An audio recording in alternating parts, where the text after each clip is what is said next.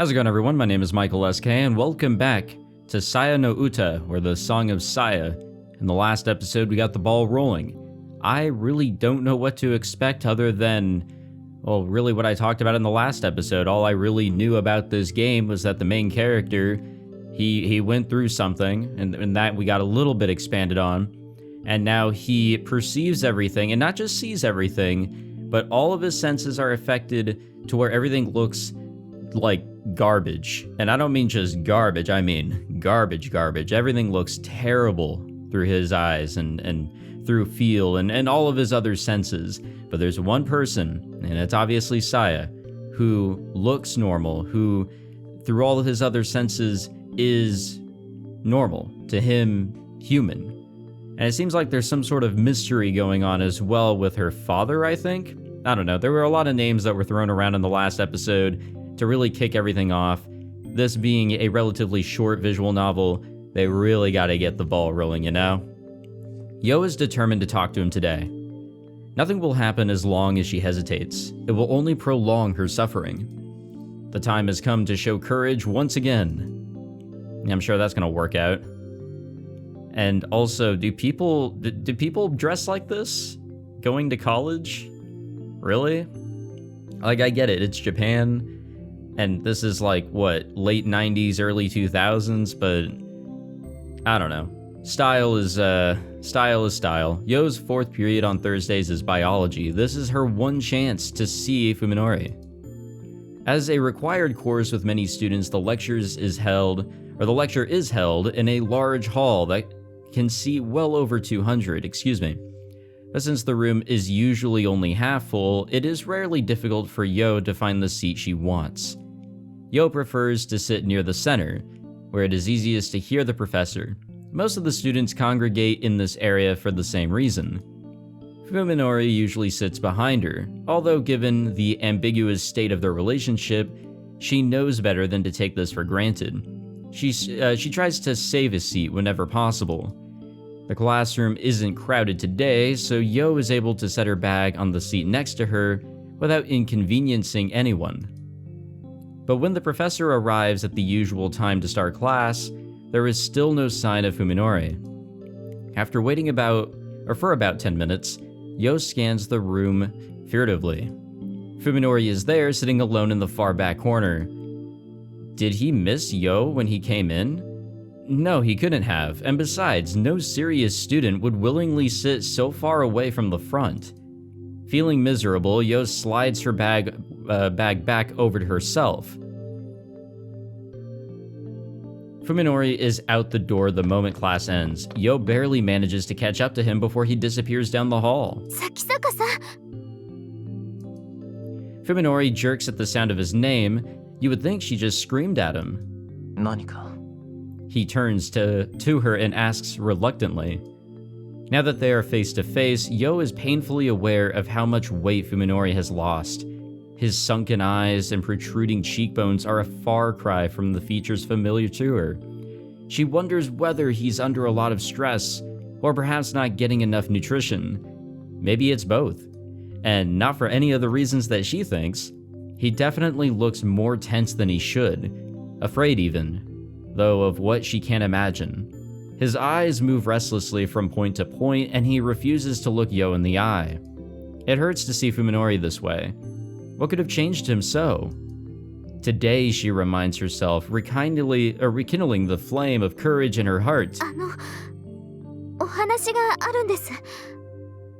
ちょっといいですか? The courtyard is empty and silent. No one is willing to sit and chat in the cold November air. 話って何? Yeah, totally the opposite of what it is right now. It is so hot right now. It's only, I guess, mid-June, so yeah, summer, but oh my gosh, guys. Recording episodes, it's unbearable now. Come on, game. Don't you remember? Yo almost blurts the question, but manages to keep her composure. 咲坂さん、最近ちょっと様子が変です。見てて心配になります。 I guess I can't click on the borders here. そうかもね。 Oh no, maybe I can. まあ、あんな目にあった後だから。He smiles like it's nothing, but even that seems forced. He's even standing precisely one pace further away from her than he used to. 本当にそれだけなんですか？ I mean, if I was trying to talk to a big old creature, I'd probably do the same. 君にはそれだけじゃないように見えるのかい？ Yo manages to keep from flinching at the harshness of his tone. 何か我慢してるみたいに見えます。 You're onto something there, yes, absolutely. Rather than answer, Fuminori grinds his toe into the dead grass at his feet. Fearing that her determination might flag, Yo lets the words come as they may. どうしようもないものを無理して壊れそうになるほど頑張って我慢してるみたいに。今の咲坂さんはそう見えます。そうかい。 Fuminori mutters through clenched teeth, no longer trying to deny it or change the topic. This is an even clearer signal of rejection than his prior evasiveness. But Yo's determination is strong. Today, at least, she won't back down. 友達ってこんな時のためにいると思うんです。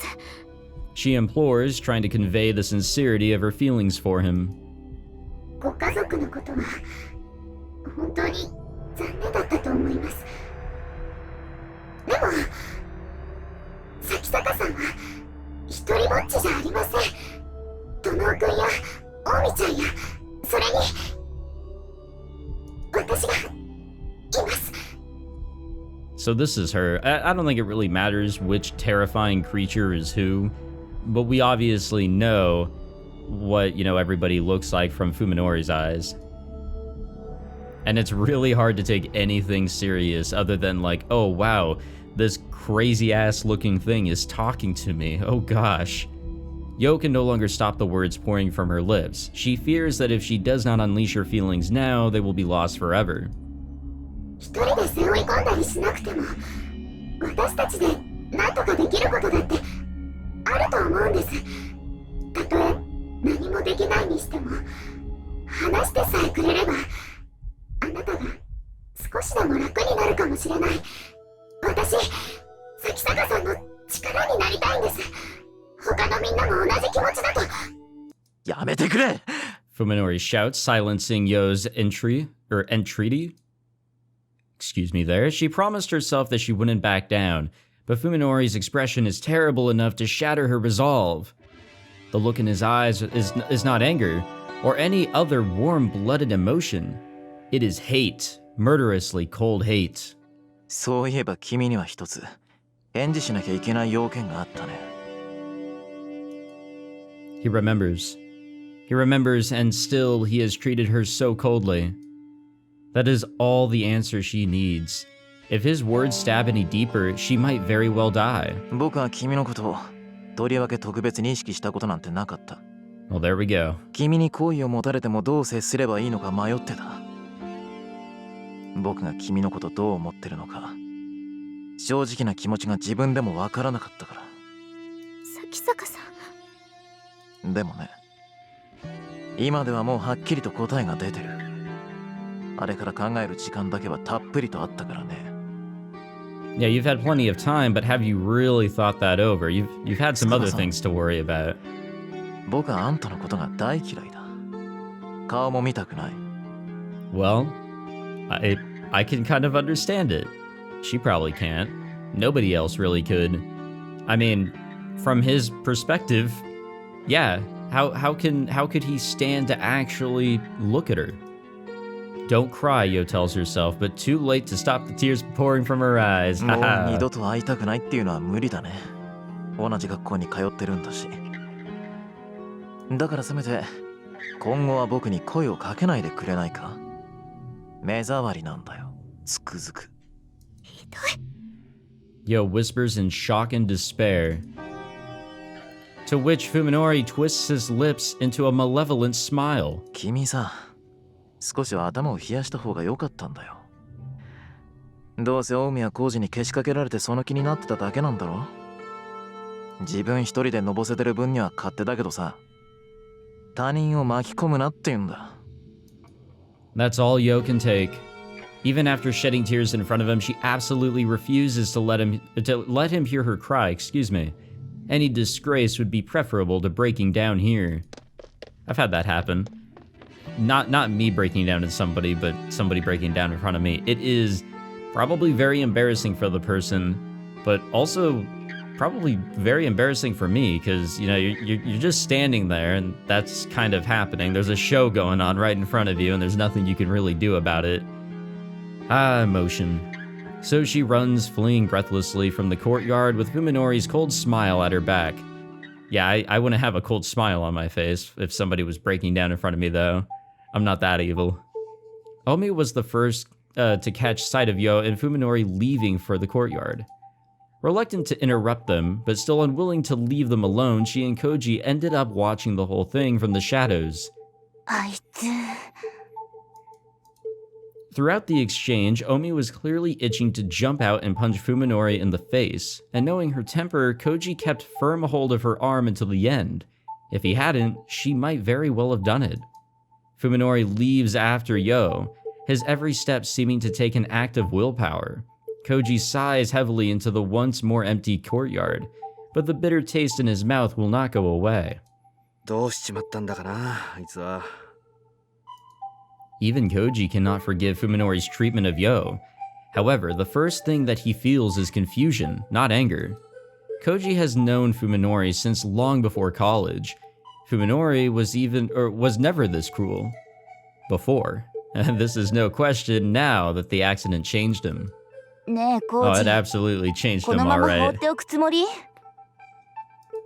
放っておきたくないにしたって俺たちに何ができる 覗き見よりマシなことよ Omi shouts, her face red with fury. 私、咲坂くんに一言言ってやらなきゃ気が済まないわそれで筑波の気が晴れるってもんでもないだろうにだったら私の気だけでも晴らすわよ Yo and Omi are best friends, just like Koji and Fuminori. In fact, it was the relationship between Koji and Omi that brought the two together. Omi's anger is only natural. 私、咲坂くんと二人だけで話してみたいわコウジはついてこなくてもいいから Yeah, I'm sure that's gonna go over well. 本気かよその代わり、ヨウのことを見ていてあげてあの子、多分心底傷ついてるから Shouldn't this maybe be the other way 泣き終わっ around? た後で Maybe? 誰かの優しさが必要になると思うなあそれって俺とお前の役回りが逆じゃないのか私みたいな性格だとね慰め役は無理励ますつもりで余計に傷跡広げちゃうのがオチなのよなるほど納得いった Okay, maybe you shouldn't agree to that. あ、嫌な言い方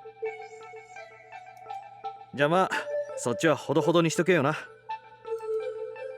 Ending the conversation before Omi's mood gets any worse, Koji heads off to find Yo.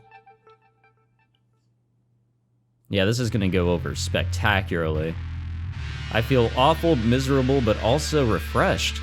I finally crossed the line. I knew it would come crashing down like this sooner or later. Having become unable to feel anything but disgust for other people, there was no way I could hope to maintain the relationships I'd had before the accident. Today's incident will definitely get back to Koji and Omi, and everyone will be convinced that I've had a major change of character. Honestly, I don't care anymore. At least I probably won't be committed for this. I just need to avoid acting any stranger than I already have. If this puts a rift between me and the others, good. The thought of all the stress I'll avoid brings a smile to my lips. I'm fed up with them sticking their noses into my life. It's like they don't care that they make my gut turn just by being near me. Yeah, but they don't know it. Like, there's no way they could know. I've been terrified of them until now, but today I struck fear into one of them.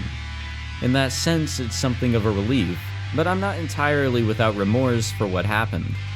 The person I just demolished with the verbal equivalent of a nuclear bomb, alright, used to be my friend Yo. Even if my senses, don't believe it, my mind accepts the theory.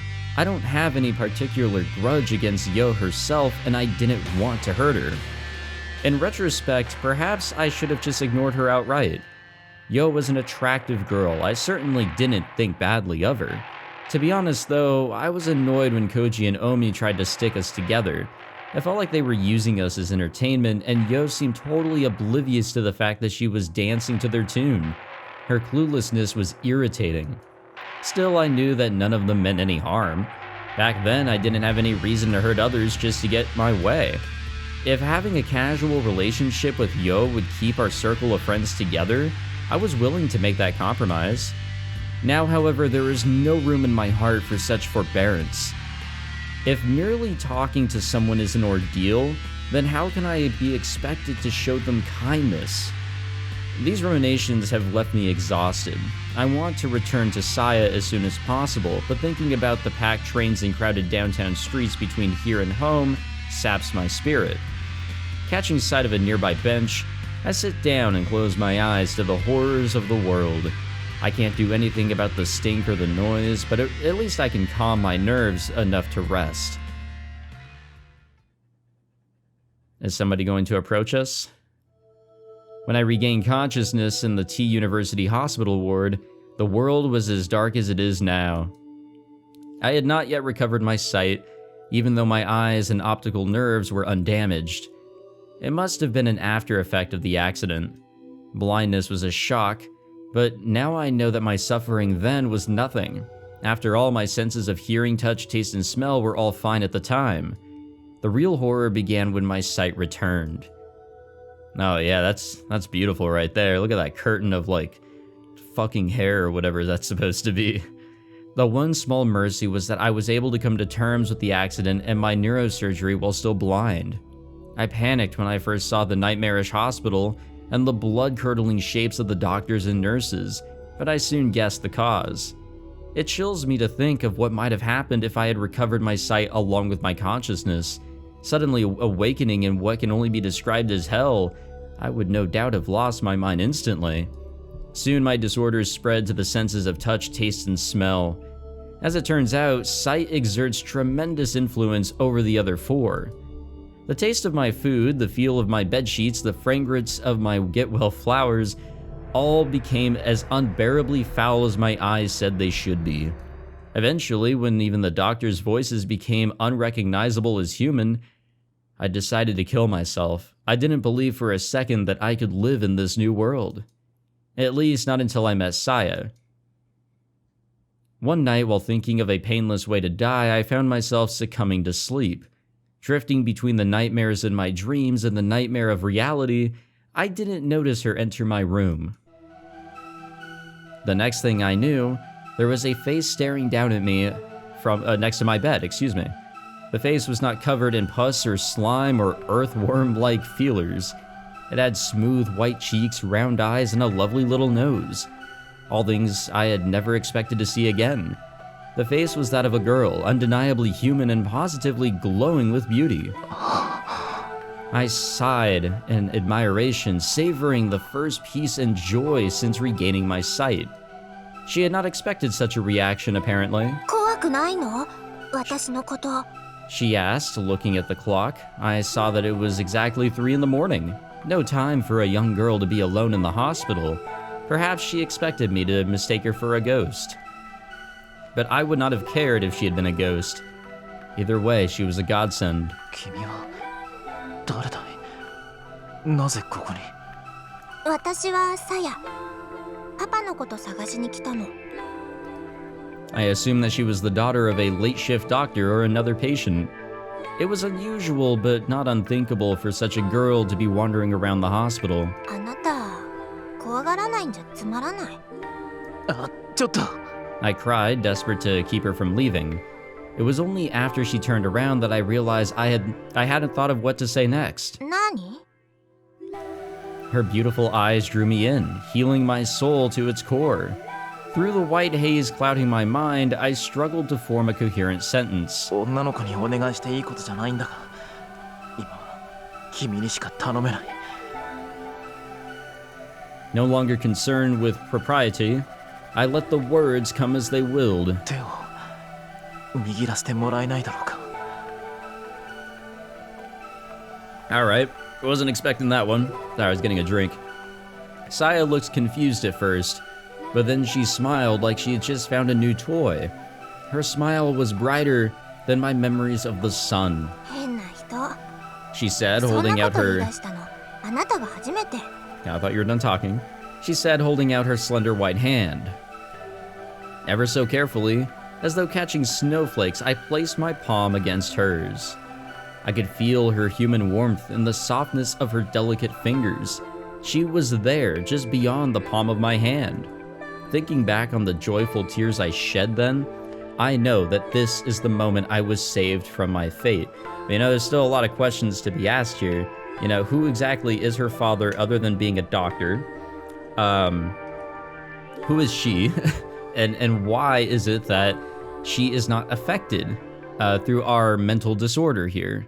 How is it that she is the one exception? What is this mystery behind her? この半月の間に初めて And why 3 in the morning? Like, what's going on 人 here? だと感じられる体には他の人じゃダメなんだ。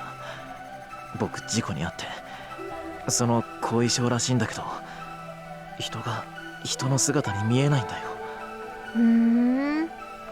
本当に不思議な人。 Yeah, you gonna believe that? あなたって面白い。 She 明日 said, の夜も God damn it. また来ていい？ She said, winding her fingers gently around mine. ああ、そりゃもういいのかい？君はそんなことをして。大丈夫よ。夜は私のものだから。 Alright. And so our rendezvous began. Saya came to my room every night at 3 a.m., skillfully taking advantage of the duty nurse's shift change. I was astonished to learn that she was living inside the hospital. これだけ広いと隠れる場所には事欠かないから。 She said, answering my surprise with a nonchalant smile. She had been living in the suburbs with her father, she told me, until one day he'd suddenly stopped coming home. After she had tired of waiting, Saya had decided one night to sneak into the hospital where he'd worked. And there she'd lived for over 2 months, searching for his whereabouts all the while. 学校には行かなくていいのかい？いいの。勉強は全部パパに教えてもらったから。さやはとっても頭がいいんだよ。 Alright, well that just adds to the mystery here. She was a strange girl. On the one hand, she looked and acted like a child. Excuse me. On the other hand, there's no hand there. She was remarkably self-reliant, and at times exhibited a sharp intelligence and deep knowledge that many may have found unsettling. I didn't care. Saya was the only other human in the world gone mad, or in a world gone mad. Her existence meant far more to me than the standards of society. 危なくないのか？見つかりそうになったことは？全然平気。ここにいれば食べるものにも不自由しないし、パパのうちに一人ぼっちでいるよりもずっと楽しいよ。 Well, I think this is going to lead into the explanation of how she started living with him. 入院してる患者さんたちのうち、ちょっと精神的に参ってそうな人を事前にチェックしといてね。 Saya continued, grinning mischievously. 時々部屋に真夜中に忍び込んで脅かしたりするの。その人が大騒ぎしても、そういう患者さんの言うことはみんな真に受けたりしないから。 Damn. That's kind of fucked, actually. 結局は悪い夢ってことで片付けられちゃうし。 Her confession reminded me that the hospital was famous for its ghost stories. Who could have imagined that there was actually a real girl impishly roaming these hallways? じゃあ僕も最初はそのつもりで。うん。ごめんね。怒った？ While her pranks were hardly praiseworthy, I couldn't bring myself to scold her for the very thing that had brought us together. もうやらない方がいい。その代わり夜は僕の話し相手になってくれないか？さやもその方が楽しい。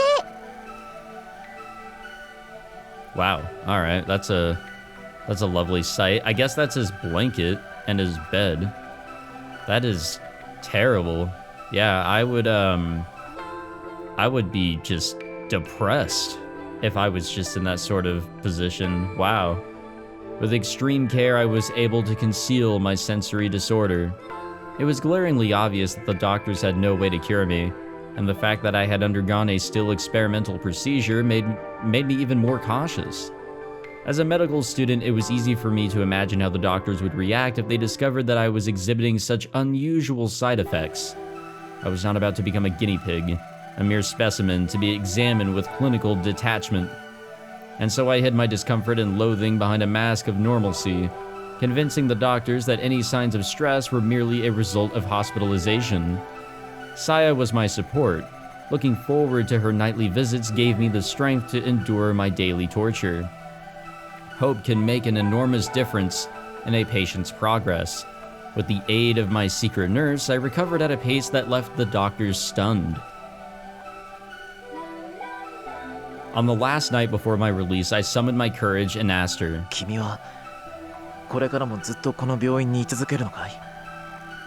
うん。結局パパの手がかりはなかったけど、もう他にいるところもないし、バレそうになるまではいいかなって。In other words, there was nothing keeping her there. Excuse me. よかったら僕の家に来ないか？ I asked timidly. The question took all the courage I had. え？家族はもういないから、部屋はいくらでも余ってる。人目を忍ぶような必要もないし、住み心地もそんなに悪くないんじゃないかと。ずっとふみのりと一緒に暮らすの？ I was too afraid to ask her what she thought of that, so I hastily offered a deal. 君の父さんのことは代わりに僕が探してあげる。約束するよ。必ず居場所を見つけてみせる。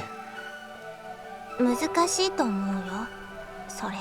Saya said, looking a little embarrassed. 多分パパ、何か悪いことをしてこの病院を辞めたんだと思う。だから警察とかは困るの。なるべくこっそりと探さなきゃいけないし。頑張るよ。どんなことだってやる。僕は。Unable to control myself, I finally spoke the truth. さやと離れたくないんだ。At first, she looked bewildered, but after a few moments of silence, she said, 少しだけ考えさせて。That night, she left my room earlier than usual. I mean, I'm assuming it all worked out. She's living with him now.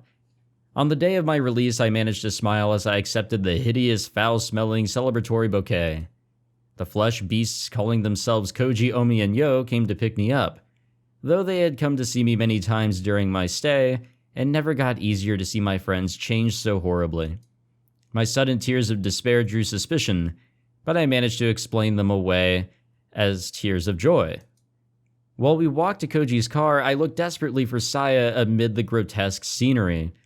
Even as we drove away, I kept watching the hospital fade into the distance, praying for a last glimmer of hope. But Saya never appeared.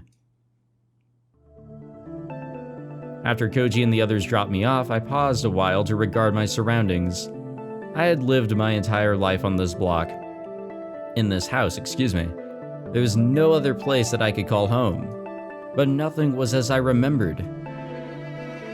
As I walked up the path to the front door and took in the yard where I had spent my childhood, I could feel those memories being defiled by the twisted, festering shapes around me. Ah, home sweet home, am I right? Inside the house, I found nothing familiar, nothing to offer me comfort and warmth.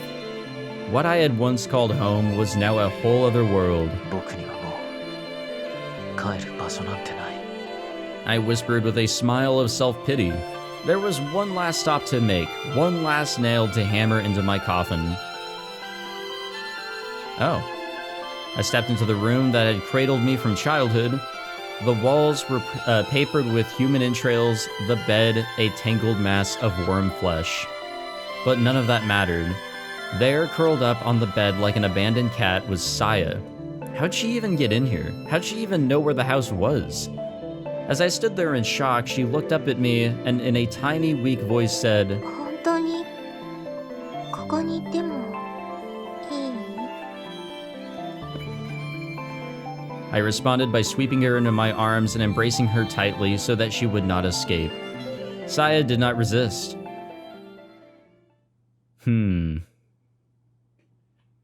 Interesting. Alright, so when she arrives at the Sakisaka house, Omi first takes a deep breath to calm herself. Her anger does not vanish entirely, of course, but at least now she can hear herself think. While waiting for a response from the intercom, she looks over the patch of yard that she can see from outside the gate. Even Omi isn't normally one to complain about other people's housekeeping, but this is going too far. The grass is growing wild, and there are piles of dead leaves scattered everywhere.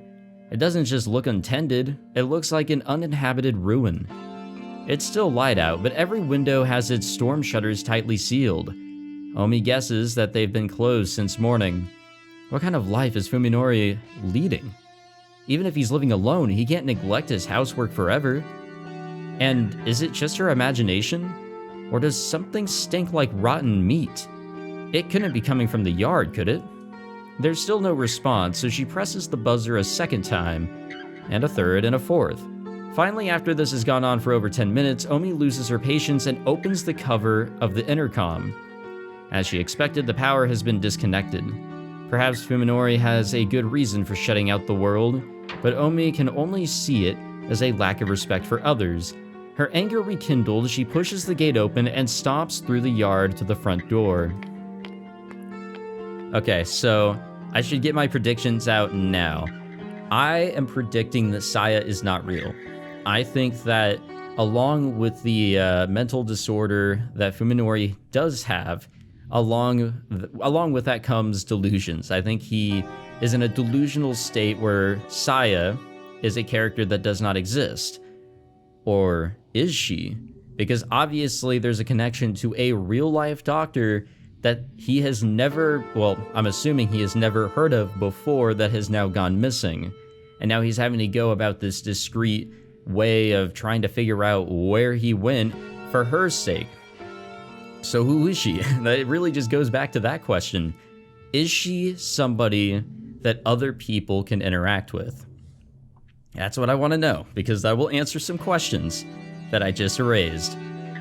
Given the state of his intercom, she doubts that Fuminori will respond to a knock, so Omi decides to just open the door and go in shouting. And if the door is locked, she'll just have to... Well, surprisingly, the doorknob turns easily in her hand. And the enraged Omi finds herself throwing the door open wider than she intended. Her nostrils are instantly assaulted by a choking stench. Come on, game. Nani? As Omi stands petrified on the threshold, the cowbell hanging on the inside of the door chimes loudly. A moment later... Oh... That's what she is. Okay. Okay, she's real, but she's not human.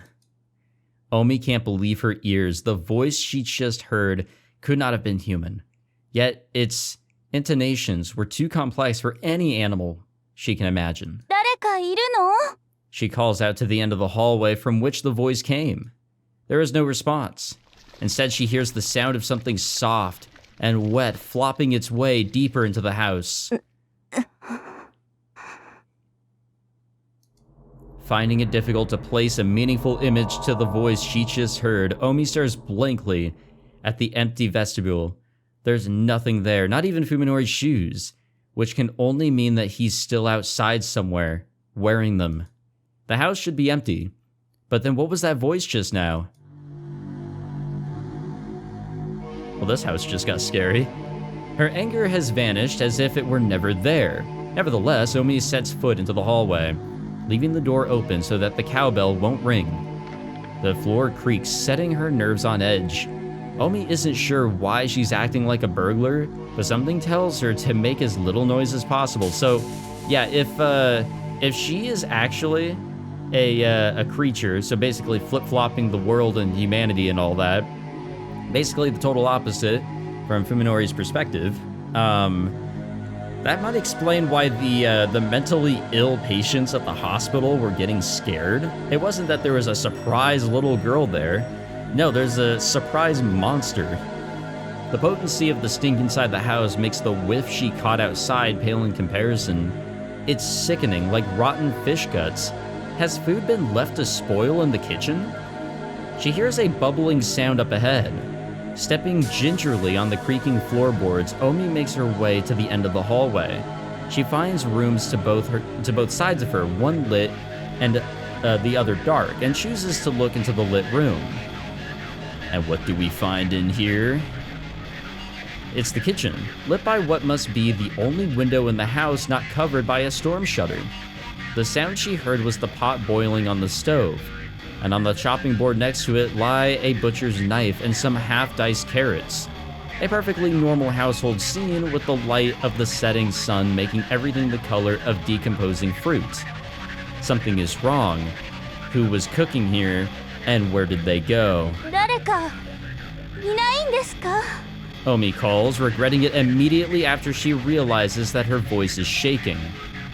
As her words echo vainly through the silent house, she begins to feel foolish and defenseless. Suddenly, she feels something cold seeping through her pantyhose. She timidly reaches down to touch her feet. Her fingertips come away covered with a vicious olive green slime, like the filthy water from a tank long clogged with algae and dead fish. The whole floor is covered with it. It must be the source of the stench. Omi now wishes that she had worn her shoes inside. Manners be damned, am I right, boys? When she looks back ruefully the way she came, she realizes that her current position is not visible from the entrance. This kitchen must be where the strange voice came from. Oh, there was something there. The next room is probably the den. As she expected from the closed storm shutters, it's pitch black inside. Omi wants nothing more than to flee this house, but that would mean turning her back to the darkness.